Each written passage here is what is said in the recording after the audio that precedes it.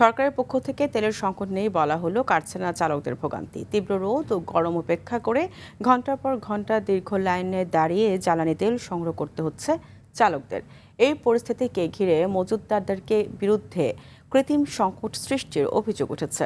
অন্যদিকে আতঙ্কিত হয়ে অতিরিক্ত তেল মজুত করার প্রবণতার অভিযোগ রয়েছে গ্রাহকদের বিরুদ্ধেও।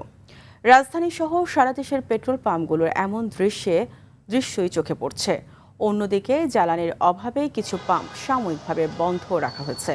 দ্রুত সমস্যার সমাধানে সরকারের হস্তক্ষেপ কামনা করেছেন ভোক্তারা।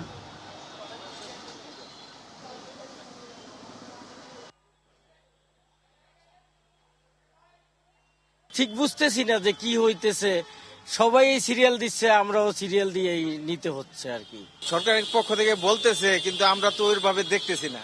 5 লিটার তেলের জন্য এখন দাঁড়াবো ভাই, এটা তো আমাদের পক্ষে সম্ভব না। আমাদের যদি 1000 টাকা সর্বনিম্ন দেওয়া হয়তো রাইড শেয়ারিং এলাকার জন্য, তাহলে আমাদের জন্য সুবিধা হতে পারে। তেলের সংকট আপাতত হওয়ার কোনো সম্ভাবনা নেই। তারপরও দিন যত গড়াচ্ছে এই পাম্পগুলোতে গ্রাহকদের সিরিয়ালের পরিমাণ, গাড়ির সিরিয়াল ততই লম্বা হচ্ছে। দর্শক, এই মুহূর্তে Asad gate Talukdar filling station থেকে সরাসরি যুক্ত হচ্ছেন সহকর্মী বিপুল দেব রায়। বিপুল, তেল নিয়ে সাধারণ ক্রেতারা কি বলছেন, সেই সাথে কোনো সংকট রয়েছে কিনা জানাবেন।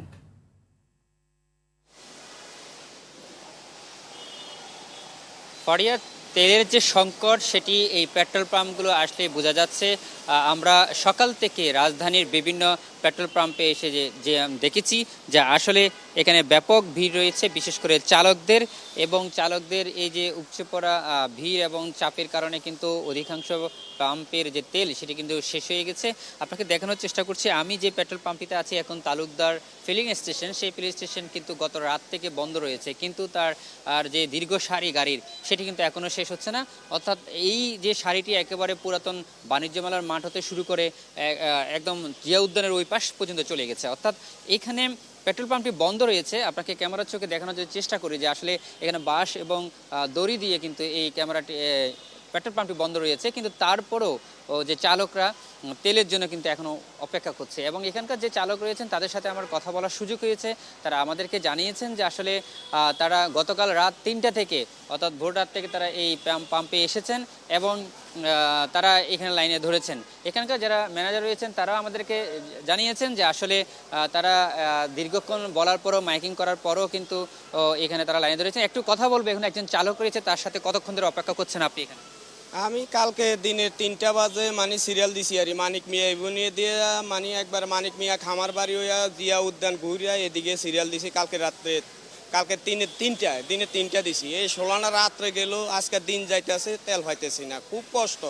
নাই খাওয়া নাই দাওয়া, কিচ্ছু নাই। একবারে এই গাড়ির ভিতরে সারা রাত গাড়ির ভিতরে দরজা খুলি ঘুমাই রয়েছি, মশার কামড়ের ঠেলা পড়েছে।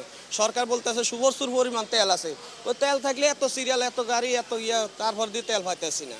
পরে যেমনটা বলছিলেন যে চালকরা আসলে তেলের সংকটের কথা বলা না হলেও সরকারের পক্ষ থেকে কিন্তু পেট্রোল পাম্পগুলো যে তেল পাচ্ছে না সেটির চিত্র কিন্তু এখানে ফুটে উঠেছে এবং সাধারণ গ্রাহকদের যে ভোগান্তির সেই চিত্র কিন্তু আপনাকে এতক্ষণে জানাচ্ছিলাম। তো এই ছিল আমার কাছে সর্বশেষ তথ্য।